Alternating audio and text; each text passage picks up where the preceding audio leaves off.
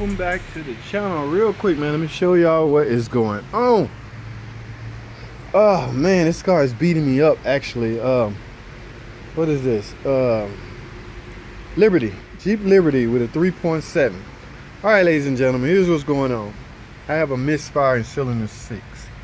Okay, now we all know, at least by now we should know, I've talked about this a lot of times, and I don't mind talking about it again, especially to my subscribers and even my non-subscriber. By the way, if you're a non-subscriber, please subscribe. I appreciate it.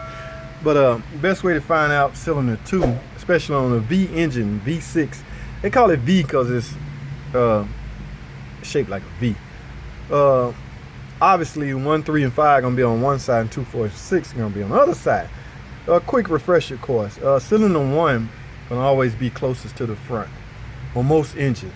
I had to refrain from saying on all engines because that is not the case on all engines. All right, so in this case, because this coil is closer to the front, that means that this should be cylinder 1, all right, which make this cylinder 2. Okay, I have a misfire cylinder 6, 2, 4, and 6, so that would make that cylinder 6. Now, everybody aware of when you have it's a misfire because the computer named it misfire, P0300, from a standpoint of you know, the crankshaft monitoring the flywheel, and it sees vibration when the crankshaft roll around, it's vibration in that particular area. Ooh, that gets deep. I cover that on another video, but the computer is picking up a misfire in cylinder 6. Now, what I want to talk about is basically the difference between rough idle and a misfire. Okay, now when you're faced with a specialist setup like this, there's no plug wires, there's no secondary plug wires, only coil on plug type. When you're faced with a situation like this, main thing you should do, or the best thing you could do, is start removing or swap plugs. Just say for instance, if you got a misfire in cylinder 6 and your coil, you have a coil on plug type, just simply move this coil to either cylinder 2 or cylinder 1 and put that coil in its place. Did that, misfire still there. According to my scan tool, misfire counting on cylinder 6. All right, what do you do next? Or what do you should do this in the very first, because the plug, you're already there. If you remove the plug, the coil is, if you remove the coil, the plug can't be much harder. So go ahead and get the plug and the coil out. All right, in our case, we sold a tune-up. All right, so it's got new plugs in it. So I simply swap coils, misfire still there. All right, so I go to my computer. Like I say, the difference between a misfire and a rough idle. This car, ladies and gentlemen, is the misfire is counting on my scan tool while at idle. But if you bog the engine down, there's no counter, which tells me secondary ignition is not the cause. Okay, secondary ignition meaning ignition coil or plug wires, or plug for that matter, if it was equipped with plug wires. Okay, so now what you should start suspecting is what else in a particular cylinder that could cause misfire, and that, ladies and gentlemen, is an injector. Okay, now you can try all day to clean these with injector fluid, but you may not get all the dirt out. So what do? Simply swap out. I don't even swap it out, I ended up replacing the injector. Okay, I pull the fuel rail off and replace number 6 injector, put it on. Lo and behold, misfire still counting.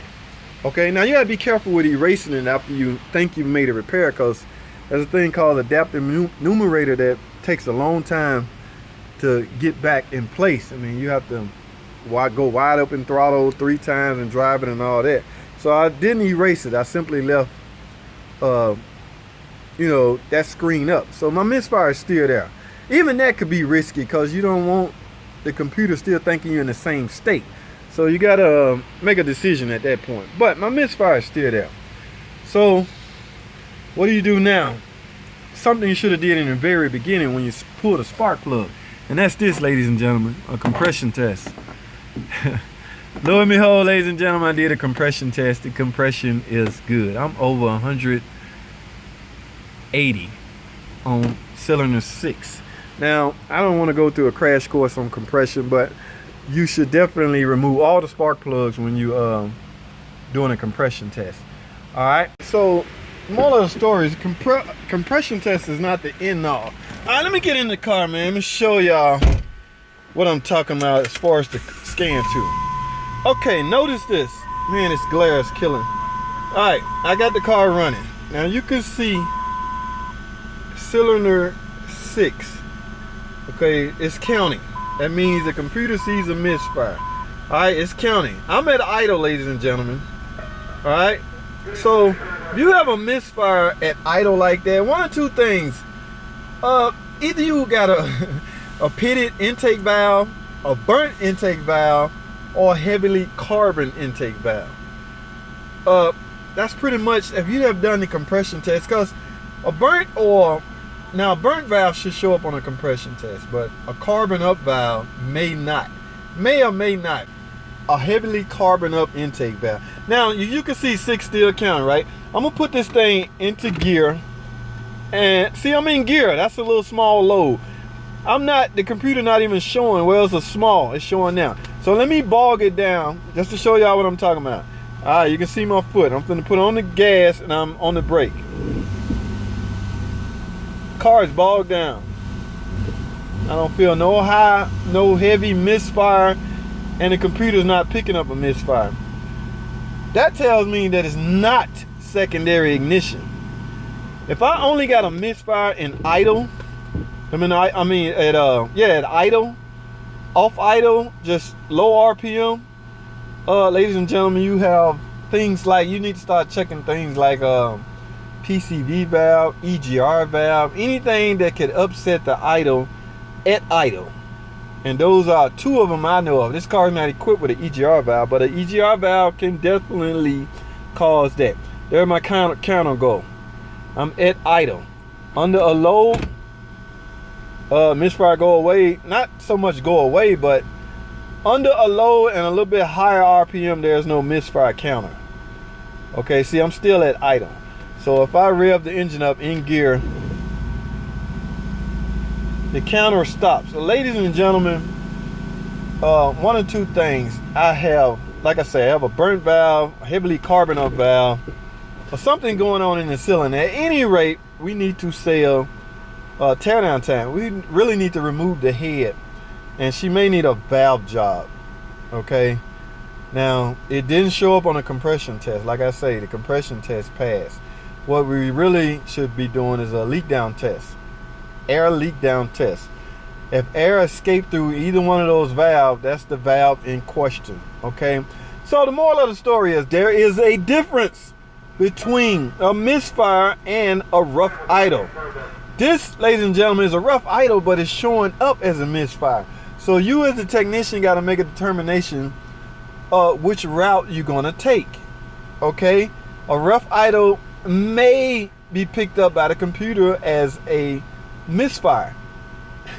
So they are related from that standpoint, but they're diagnosed differently. Okay, see, on idle, at idle, y'all can't feel this, but it's rough idle. I can feel it. But in gear, off idle, there's no misfire and there's no rough idle. So there's something internal going on, vacuum leaks or something. I have some more checks to do, but I'm gonna end this video right here. But I just wanted to talk about one of the difference between a misfire and a rough idle. All right, so that's all I have for now. I'm gonna come back with some more on this very topic. Thanks for watching. Subscribe so you won't miss it. Thanks for watching. Comment, subscribe, and I'll see y'all on the next video.